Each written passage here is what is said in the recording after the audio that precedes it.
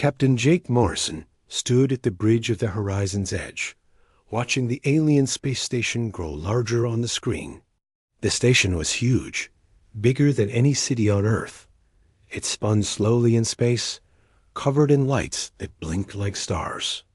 This was it. The first time humans would meet aliens face to face. "Captain, we're getting a signal," said Lisa Grant from her seat at the communications desk. She was young, maybe 25, with short brown hair and nervous eyes. "They want used to dock at Bay 7. Jake nodded. "Take us in, Danny." Danny Rodriguez, the chief engineer, worked the controls with steady hands. He was older than Lisa, with gray hair and calm eyes that had seen many dangerous missions. The ship moved forward smoothly, guided by alien landing beams that felt strange. And cold Dr. Amy Turner sat in the corner, reading alien language patterns on her tablet. She was the team's expert on alien life. Her red hair was pulled back, and she wore thick glasses that made her look very serious. "Their language is complex," she said, "but I think I understand the basics now."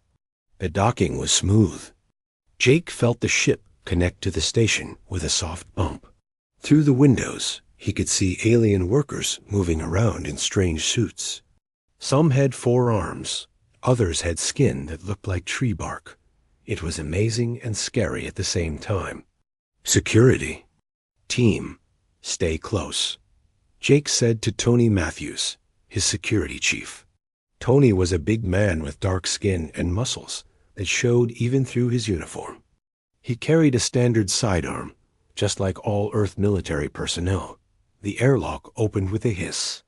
The first alien Jake saw was tall and thin, with skin that seemed to glow with soft blue light. It had 4 arms and eyes that looked like liquid. Silver.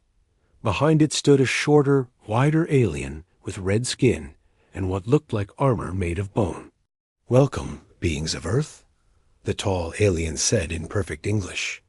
Its voice was like music, high and sweet. "I am Chancellor Zixthara of the Galactic Council. This is General Vecmer of the Chronon military." Jake stepped forward and held out his hand. "I'm Captain Jake Morrison. It's an honor to meet you." The Chancellor looked at his hand with confusion, then carefully touched it with one of its 4 fingers. "Yes, the honor ritual. We have studied your customs."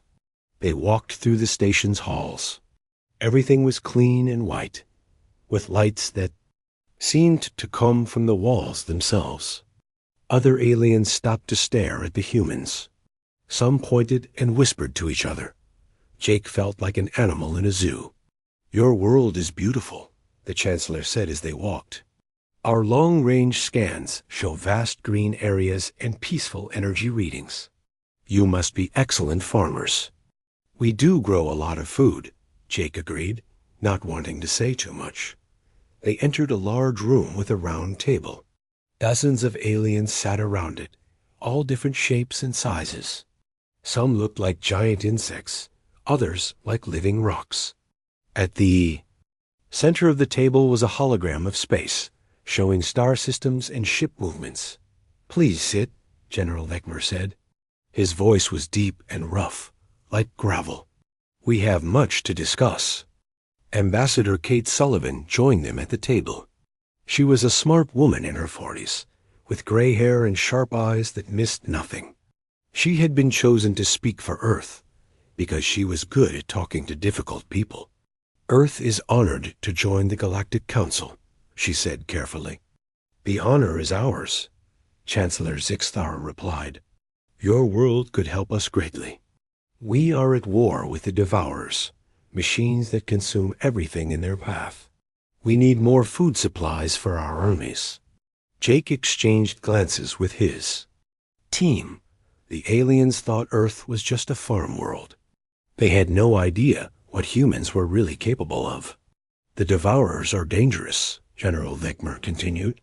"They have destroyed many worlds, but do not worry. The Council will protect Earth. Your people can keep farming while we fight." The meeting continued for hours. The aliens showed them star charts and talked about trade agreements. They wanted Earth to send food to their military bases. In return, they would give Earth some basic technology and protection from enemies. During a break, Tony Matthews demonstrated some human equipment to a group of curious aliens. He pulled out his sidearm and showed them how it worked. "This is a standard tool," he said. "We use it for protection." The aliens jumped back when they saw the weapon's energy readings. Their scanning devices started beeping loudly. Several guards reached for their own weapons, which looked like toys compared to Tony's gun. "Your scanning device must be broken," Chancellor Zixthara said nervously. "Surely a farming world would not have such tools." "It's nothing special," Tony said, putting the weapon away. "Just basic equipment." But Jake noticed how the aliens kept staring at where the gun had been. He saw fear in their eyes, though they tried to hide it. Ryan Cooper, the intelligence officer, had been quiet during the meeting. He was a thin man with sharp features who noticed everything. Later, he pulled Jake aside. "Captain, their weapons are primitive," he whispered. "I've been scanning their equipment. Their most advanced guns are like something from Earth's past, maybe 100 years old." Jake felt his blood run cold. "Are you sure? Positive? And their ships?" "Captain, our destroyer could probably take on their entire fleet." The meeting ended with smiles and handshakes. The aliens promised to send a trade delegation to Earth soon. They gave the humans a small device that could translate their languages. And some basic star charts. As they walked back to their ship, Ambassador Sullivan looked worried. "Did you see how they reacted to Tony's weapon?" she asked quietly. "Yeah," Jake replied. "They're scared of us. They just don't know it yet." Dr. Turner had been recording everything. "Their technology is old," she said, "but they're not stupid. Eventually, they'll figure out what we really are." The Horizon's Edge left the station and headed back to Earth. As they traveled through space, Jake stared out at the stars and thought about what they had learned. The galaxy was full of aliens who thought humans were simple farmers. They wanted to protect Earth like adults protecting children, but the truth was different. Earth wasn't a helpless farm world. It was something the aliens couldn't imagine. And when they found out, everything would change. The ship's computer beeped softly. "Message from Earth Command," Lisa announced. Jake read the message and felt his stomach drop. It was from the President herself. She wanted a full report on alien military capabilities. Earth's leaders needed to know if the galaxy was ready to learn the truth about humanity. Jake looked at his team. They were good people, trained soldiers and scientists who had volunteered for this mission. They had no idea they were about to change galactic history. "Set course for Earth," he ordered, "and encrypt all our records. What we learned today, it's going to shake the foundations of everything." The Horizon's Edge jumped to light speed, carrying the most important secret in human history. The galaxy thought Earth was a peaceful farm world. They had no idea they were looking at the most dangerous military power in the universe. And soon, everyone would find out. 6 months had passed since first contact. The alien space station orbiting Kepler 442b was now full of panic. Admiral Vex Kalla stood in the command center, watching red lights flash across the star map. Each light meant another world lost to the Devourers. "Sector 7 is gone," reported his aide, a young Eltarian with blue skin and 3 eyes. "The machines took everything. No survivors." Vex Kalla closed his eyes. Sector 7 had been home to billions of beings. Now it was empty space, stripped clean by the metal monsters that ate everything in their path. The Devourers had been winning the war for months, but now they were moving faster than ever. "What about the Hegemony fleet?"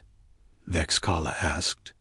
"Marshal, Quinder's forces are retreating from Sector 5, the aide replied. They lost half their ships in the last battle. Across the galaxy, the same scene played out on 100 worlds. The Galactic Council's greatest military leaders watched their fleets die against an enemy they couldn't stop. The Devourer's ships were black and sleek, covered in weapons that could tear apart the strongest armor. Worse, they learned from each battle, adapting their tactics until nothing could touch them. On Earth, President Helen Carter sat in the underground war room beneath the White House. The room was filled with screens showing alien battles happening light years away. Military leaders from around the world had gathered to discuss the growing crisis. "The situation is getting worse," said General Frank Hayes, chairman of the Joint Chiefs. He was a tall man with gray hair and serious eyes.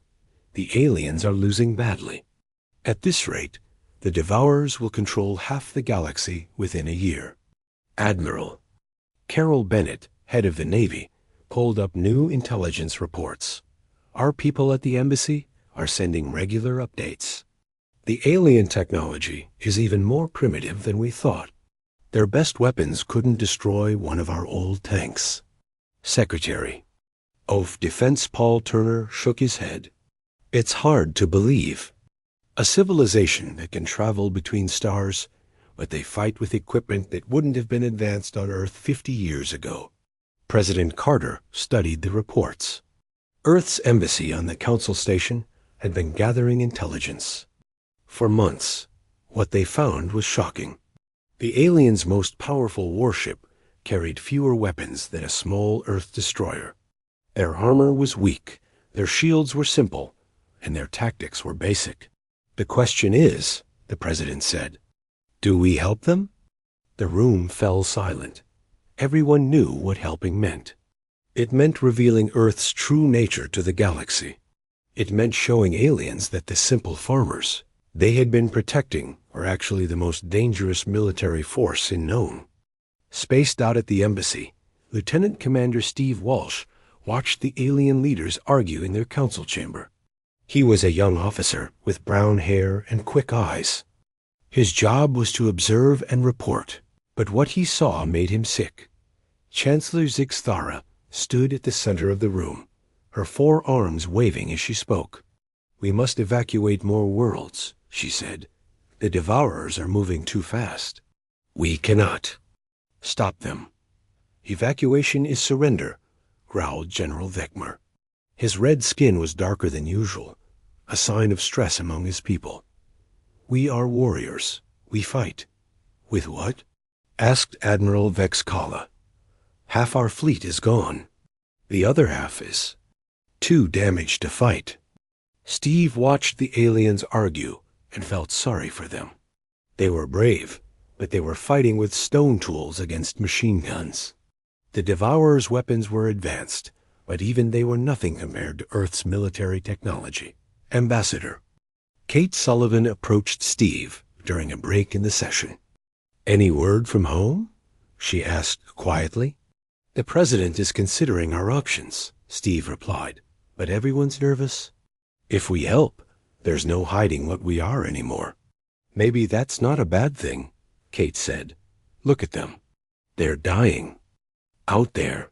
Dr. Amy Turner had been studying the Devourer's technology using alien records. What she found was interesting. The machines were advanced, but they followed predictable patterns. Their adaptive shields, which the aliens couldn't break, used technology that Earth's military had figured out decades ago. "It's like watching children try to fight adults," she told Steve. "The Devourers are more advanced than the Council races, but they're still using concepts we mastered years ago." That night, Steve sent an encrypted message to Earth. The situation was getting desperate. The Cronin homeworld was under attack. The Altarian colonies were being evacuated. Even the Council station itself was preparing for siege. Back on Earth, the intelligence was being studied by the best military minds in human history. Colonel Beth Parker sat in the Pentagon, running computer simulations of the alien war. The results were always the same. A single human cruiser could destroy the entire Devourer fleet she told her staff. Their shields are vulnerable to frequency rotation. Their armor can't stop kinetic rounds, and their tactics are predictable. Major Chris Davidson, a weapons expert, agreed. Their ultimate weapon is a joke. It takes 5 minutes to charge, and can barely destroy one ship. Our point defense systems could stop it easily. The reports went up the chain of command. Every analysis reached the same conclusion. Earth could end the war in days, maybe hours, but doing so would reveal humanity's secret to the galaxy. Meanwhile, on the council station, the alien leaders were getting more desperate. They had tried everything.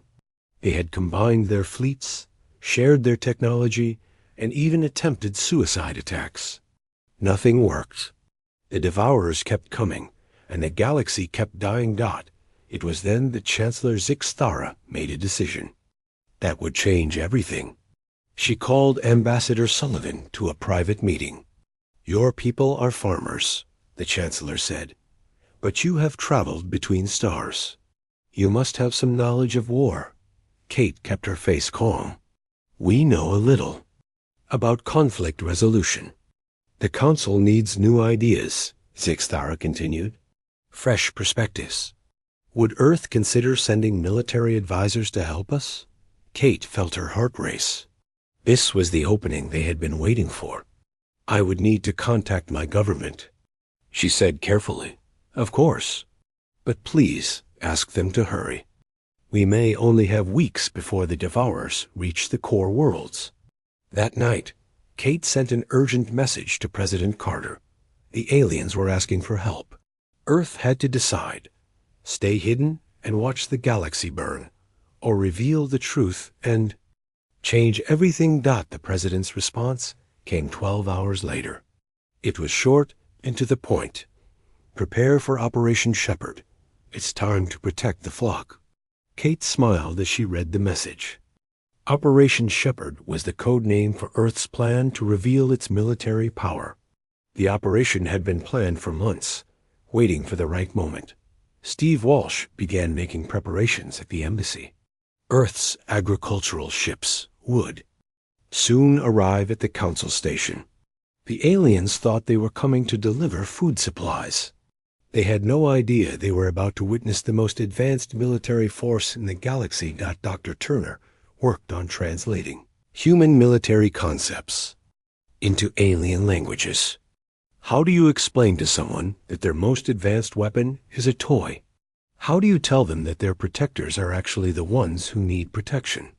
The Devourers continued their advance. More worlds fell.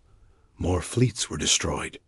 The galaxy was running out of time, but help was coming. Earth's fleet was already moving through space, traveling toward the council station. The ships looked like cargo vessels, designed to carry food and supplies.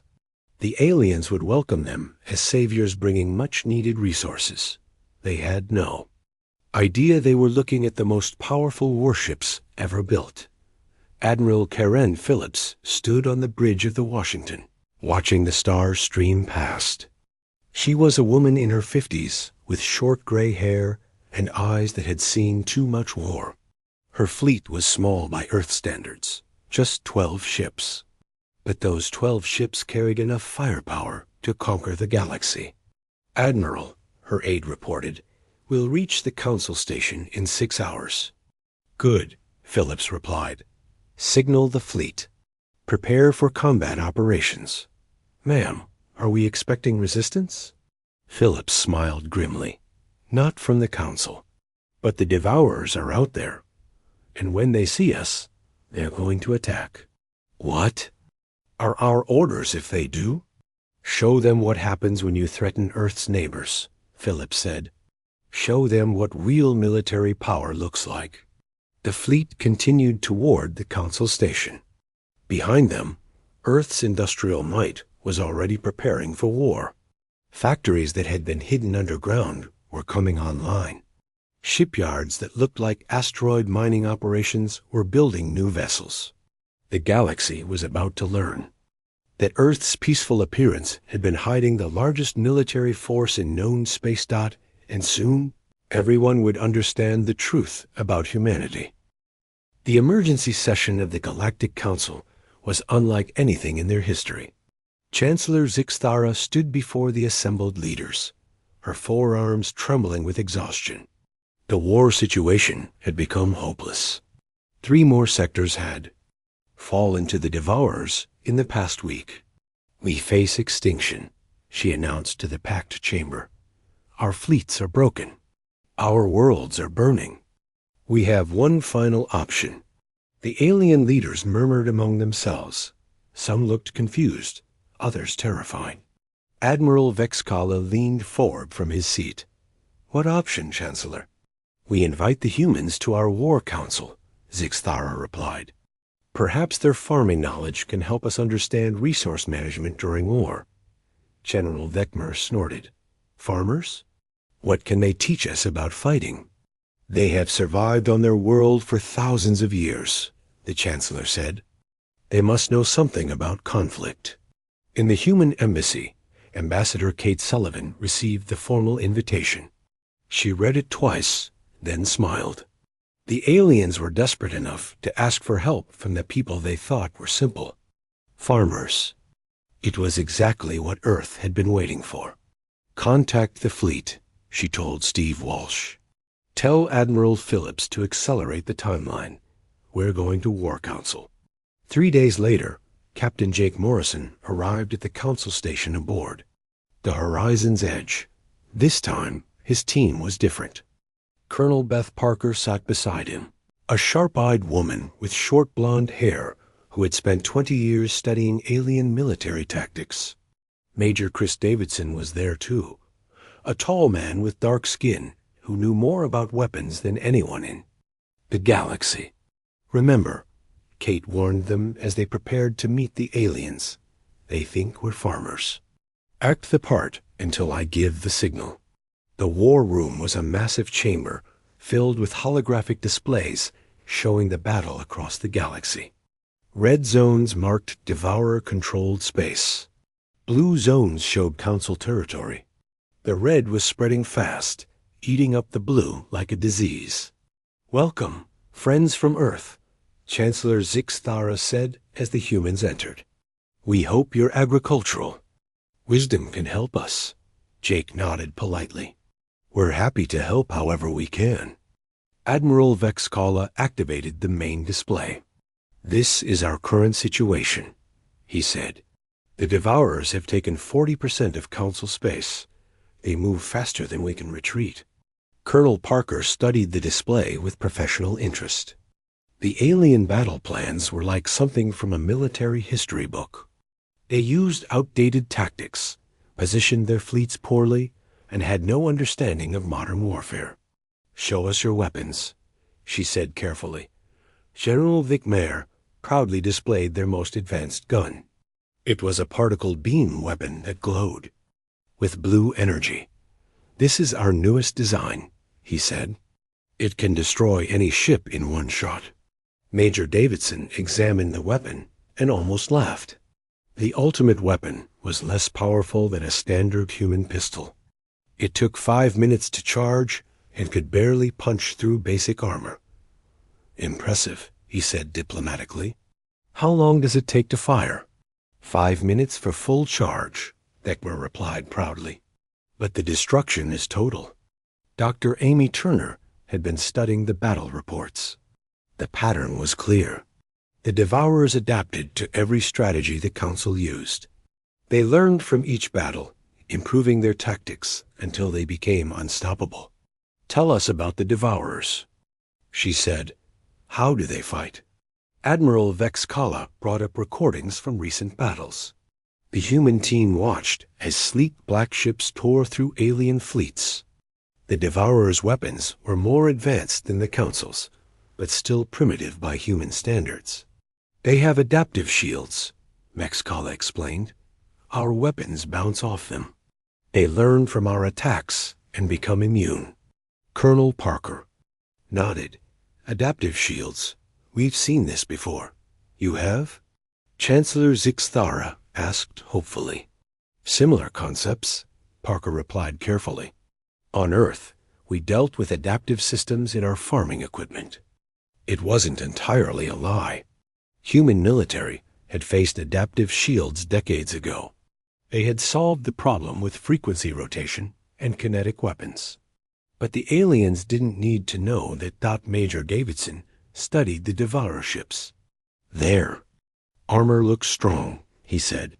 Nothing can penetrate it. General Vekmer said bitterly. We've tried everything. Davidson saw the problem immediately. The Devourers used composite armor that was tough but had obvious weak points. Human weapons could cut through it like paper. But the aliens were using energy weapons exclusively, which the armor was designed to deflect. What about physical projectiles? He asked. Physical projectiles? Vexkala looked confused. You mean throwing rocks? Something like that, Davidson replied. Sometimes old methods work better than new ones. The War Council continued for hours. The humans listened as alien generals described their failures. Every strategy they had tried was flawed. Every weapon they had built was inadequate. They were fighting a war with tools that belonged in a museum. During a break, Colonel Parker pulled Jake aside. This is painful to watch, she whispered. They're dying because they don't understand basic military science. I know, Jake replied, but we can't just tell them. They need to discover it themselves. People are dying while we play games, Parker said angrily. The president's orders were clear, Jake reminded her. We help, but we don't reveal Earth's true nature unless absolutely necessary. Back in the war room, Chancellor Zixthara was showing the humans their final battle plan. It was a desperate last stand at the core worlds, where the Council's most important planets were located. We will gather our remaining fleets here, she said, pointing to a spot on the map. When the Devourers arrive, we fight to the death. That's suicide, Dr. Turner said. Yes, Zixthara agreed sadly. But we will die as free beings, not as food for machines. The humans exchanged glances. This was it. The moment of truth. The aliens were planning to throw away their lives in a hopeless battle. Earth had to choose, reveal the truth or watch the galaxy die. Jake made the decision. What if there was another way? There is no other way, General Vekmer said. We have tried everything. Have you? Colonel Parker asked. Have you tried frequency rotation against adaptive shields? The alien stared at her blankly. Frequency. Rotation? Changing the wavelength of your weapons rapidly, Parker explained. Adaptive shields need time to adjust. If you change frequencies fast enough, they can't keep up. Admiral Vexkala frowned. Our weapons cannot change frequencies. Then, build new ones, Major Davidson suggested. And use kinetic weapons, too. Physical projectiles that the adaptive shields can't stop. Kinetic weapons? Vekmer looked confused. You mean ... bullets? Bullets, missiles, railgun rounds, Davidson said. Things that hit hard and fast. The aliens were quiet for a long moment. Then Chancellor Zixthara spoke. You learned this from farming? We had to deal with adaptive pest control systems, Jake replied smoothly. Sometimes the old ways work best. It was a lie, but a necessary one. The aliens couldn't know that Earth's military had been perfecting these techniques for decades. They couldn't know that human weapons were centuries ahead of anything in the M. Galaxy. Dr. Turner had been analyzing the Devourer technology reports. There's something else, she said. They're not as smart as you think. They adapt to known threats, but they can't predict new ones. What do you mean? Vexkala asked. They learn from experience, Turner explained. But if you hit them with something they've never seen before, they can't adapt fast enough. Like what? Turner smiled. Like tactics they've never encountered. Weapons they've never faced. Strategies from outside their experience. The War Council session ended with the aliens deep in thought. For the first time in months, They had hope. The humans had given them new ideas, new possibilities. Maybe the war wasn't hopeless after all, but Jake knew the truth. The aliens would try these new tactics, and they might work for a while. But the Devourers were still too strong, still too numerous. The council races would fight bravely and die nobly, but they would still die, unless Earth stepped in. That night, Jake sent a coded message to Admiral Phillips. The message was simple. Shepard is go. Repeat, Shepard is go. The response came 12 hours later. Fleet moving to intercept. Prepare for revelation. Kate Sullivan gathered her team in the embassy's secure room. It's time, she said. The pretense is over. Tomorrow, the galaxy learns what Earth really is. Steve Walsh checked his sidearm. Are we ready for this? Ready? As we'll ever be, Kate replied. The aliens are about to discover that their pet farmers are actually the most dangerous military force in known space. Outside the embassy, the council prepared for their final battle. They worked frantically to build new weapons based on human suggestions. They practiced new tactics and prepared for desperate last stands. They had no idea that help was already on the way. Earth's fleet was moving through space, closing in on the battle zone. The agricultural ships that the aliens expected were actually the most advanced warships ever built. And soon, the galaxy would see them in action. The Devourers were coming. The Council was preparing to die. And Earth was about to reveal the truth that would change everything. The galaxy's greatest farmers were about to become its most feared warriors. The Council Station's sensors picked up the human fleet 3 hours before they arrived. 12 ships moved through space in perfect formation, their hulls gleaming with what looked like cargo containers and farming equipment. The aliens watched, with mixed emotions as their agricultural allies approached. The humans are here, Admiral Vexkala announced in the command center. They brought supplies, just as promised. Chancellor Zixthara felt a small spark of hope. Good. Our people need food if they're going to fight. The human fleet was impressive by alien standards. The ships were large and well-built, clearly designed for long journeys between stars. What the aliens didn't notice were the subtle details that would have terrified them. The cargo containers were actually weapon bays. The farming equipment was military hardware. The supply ships were the most advanced warships in the galaxy. Admiral Karen Phillips stood on the bridge of the Washington, watching the Council Station grow larger on her screens. She was a veteran of dozens of battles, but this felt different. Today, humanity would reveal its true nature to the galaxy. Admiral, her communications officer reported, the Council is requesting permission to board and inspect our cargo. Phillips smiled grimly. Tell them they're welcome to look, but remind them we're in a hurry to help with the evacuation. The docking was smooth. Admiral Vexkala personally led the inspection team aboard the Washington. What he saw confused him. The ship's hulls were clean and efficient, filled with humans in military uniforms. But the humans insisted they were just agricultural workers and food distribution specialists. Your ship is very organized, Vexkala commented as they walked through the corridors. We take our work seriously, replied Captain Robert Lane, the ship's commander. He was a tall man with graying hair and calm eyes that had seen too much war.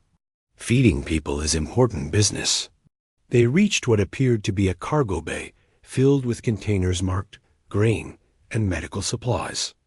Vexkala's sensors detected nothing dangerous, but something felt wrong. The containers were too perfectly arranged, too heavily secured for simple food supplies. May I inspect the contents? He asked. Of course, Lane replied, but we're running short on time. The evacuation fleet needs these supplies immediately. Vexkala opened one container and found exactly what he expected. Grain.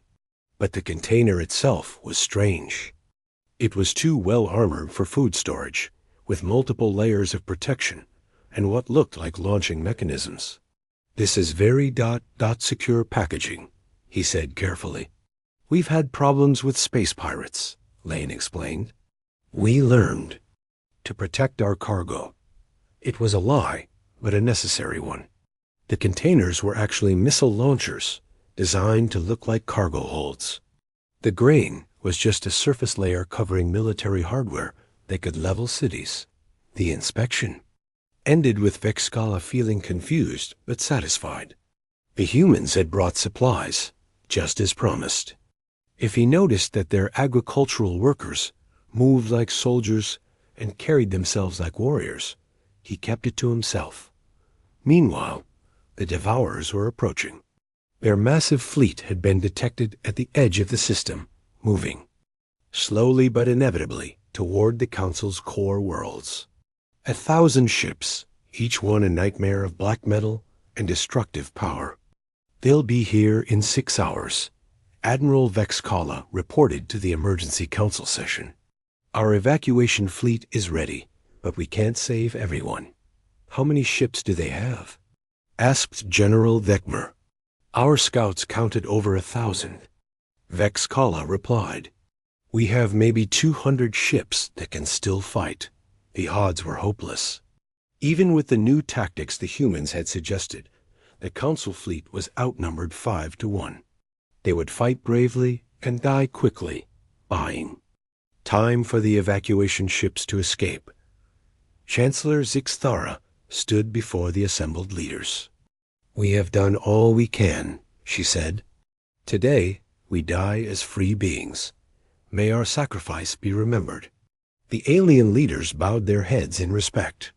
They were facing extinction, but they would face it with honor. Then the alarm started ringing. "Massive energy readings," the sensor operator shouted. "Something's happening to the human ships." On the screens, the human fleet was transforming. What had looked like cargo vessels now revealed their true nature. Armor plating slid back to reveal weapon. Batteries, farming equipment unfolded into shield generators. The supply ships became vessels of war. The Washington led the transformation. Its hull gleamed with weapons that made the Council's best guns look like toys. Energy readings that had been carefully hidden now blazed across alien sensors. The ship was a fortress of destruction, beautiful and terrifying. What ... double quotes Chancellor Zixthara stared at the display in shock. "What are they?" Admiral Phillips' voice came over the communication system, calm and professional. "Council Station, this is Admiral Phillips of the Earth Defense Force. We're here to help with your Devourer problem." "Earth Defense Force?" Vexcala repeated weakly. "But you're farmers." "We're farmers," Phillips agreed. "But we're also something else. Stand by for combat operations." The human fleet moved into battle formation with precision that made the aliens gasp. 12 ships became a weapon of war, each one perfectly positioned to support the others. Their movement was poetry, deadly and graceful. Then the Devourers arrived. The machined fleet dropped out of hyperspace like a plague of locusts. 1,000 ships, each one designed for destruction. Their hulls were black as space, covered in weapons that gleamed with hungry light. They had come to devour another star system, to add its resources to their endless hunger. They saw the human fleet and paused. These ships were new, unknown. The Devourer's collective intelligence analyzed the threat and found it minimal. 12 ships against 1,000? The organic beings were showing their usual stupidity. The first Devourer ship fired. Beam that lanced out was powerful enough to destroy a Council cruiser. It struck the Washington's shields, and stopped. The human ship absorbed the blast like it was nothing, its shields flickering briefly before stabilizing. Admiral Phillips' voice was calm as she gave her orders. "All ships, you are cleared to engage. Show them what real military power looks like." The human fleet exploded into action. The Washington fired first. Its main guns, hidden until now, unleashed torrents of energy that made the Devourer's weapons look like flashlights. The beams struck 3 machine ships simultaneously, burning through their adaptive shields like they weren't there. The destroyer, Nevada, launched a spread of missiles that moved faster than anything the aliens had ever seen. The projectiles twisted and turned, avoiding Devourer point defense systems with ease. When they hit, they destroyed ships that had been invulnerable to every Council weapon. Captain Lane watched the battle displays with satisfaction. "Target their command ships," he ordered. "Let's cut off their head." The human weapons were operating on principles the galaxy had never seen. Frequency rotation made their beams impossible to adapt to. Kinetic weapons cut through armor like paper, and their tactics? The humans fought like they had been born for war. Which, in a way, they had. The Devourers tried to respond. They fired everything they had at the human fleet. Beams, missiles, exotic weapons that could tear apart space itself. All of it struck human shields and ... stopped. The humans' defensive systems were beyond anything the machines had encountered. How? Admiral V. 3 weeks after the battle, President Helen Carter stood on the deck of the Constitution, Earth's most advanced command ship. The vessel hung in space near the Council Station, its hull gleaming with the same peaceful appearance that had fooled the galaxy for so long. But now everyone knew what lay beneath that calm exterior. The President was here for the most important diplomatic meeting in galactic history. The signing of the Terran Accords, the agreement that would reshape how the galaxy worked. With her stood Secretary of State Martha Davis, a woman with sharp eyes and decades of experience in difficult negotiations. "Are you ready for this?" Martha asked as they prepared to transfer to the Council Station. "Ready as anyone can be for changing the course of galactic civilization," the President replied. "Let's go make history." The main council chamber had been transformed for the occasion. Representatives from every surviving civilization in the galaxy had gathered. The Altarians with their blue skin and 3 eyes. The Cronans with their red skin and warrior culture. The hegemony delegates with their crystal-based biology. Dozens of other species, all here to witness the moment when Earth officially became the galaxy's protector. Chancellor Zixthara stood at the center of the chamber, her 4 arms holding the formal agreement. "Today marks a new era," she announced. "The Terran Accords establish Earth as the protector and guide of galactic civilization." President Carter approached the signing table. Behind her walked the human delegation, including Admiral Phillips, Ambassador Sullivan, and Captain Morrison. The aliens watched them with a mixture of respect, fear, and gratitude. "Earth accepts the responsibility of protecting the galaxy," the President said formally. "But we do so as partners, not rulers. We are here to help, not to conquer." General Vekmer stepped forward. He had changed since the battle, becoming Earth's strongest supporter among the alien leaders. "The Cronin people pledge our loyalty to Earth," he said. "You have shown us what true strength looks like. Strength used to protect, not destroy." The President replied, "That's the only kind of strength worth having." The signing ceremony was brief but meaningful. Each species signed the accord, agreeing to accept Earth's protection and guidance. In return, Earth promised to share its technology and knowledge, helping the galaxy rebuild and grow stronger. Dr. Amy Turner was already working on the technology transfer programs. She had spent weeks translating human scientific advances into concepts the aliens could understand. Medical technology that could extend lifespans. Agricultural techniques that could feed billions. Industrial processes that could build better worlds. "The challenge isn't the technology itself," she explained to a group of alien scientists. "It's teaching you to use it responsibly. Power without wisdom is dangerous." The aliens listened carefully. They had seen what human power could do in battle. Now they wanted to learn the wisdom that controlled that power. Colonel Beth Parker had a different challenge. She was working with alien military leaders to establish joint defense forces. The goal wasn't to make them as strong as humans, but to make them strong enough to handle smaller threats without Earth's help. Think of it as pest control, she told General Vec Mur during a training session.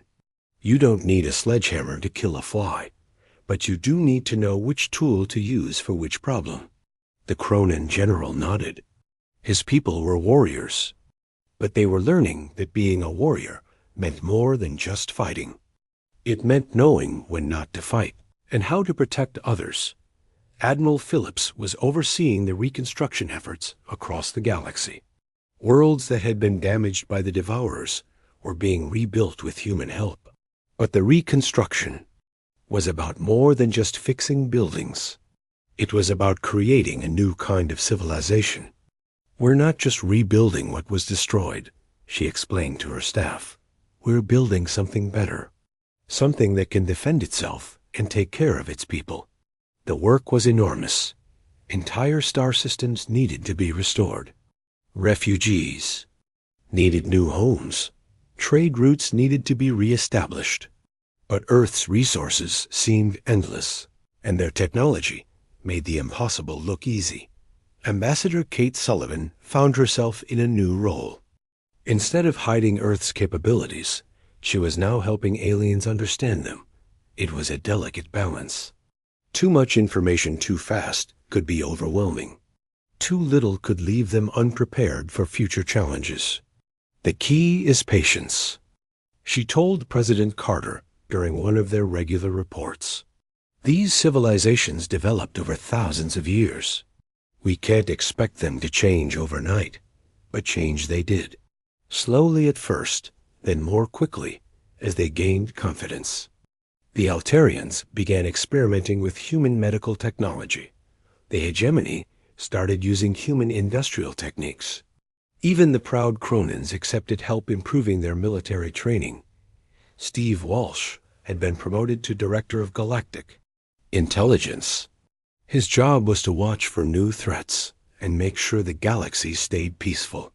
It was a big responsibility, but Earth's intelligence network was already the most advanced in known space. Any signs of trouble?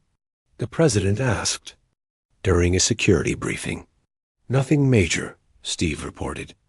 A few pirate groups testing the new order, but local forces are handling them. The message is getting out. The galaxy is under Earth's protection now. The message was simple but effective. Anyone who threatened innocent people would face human justice.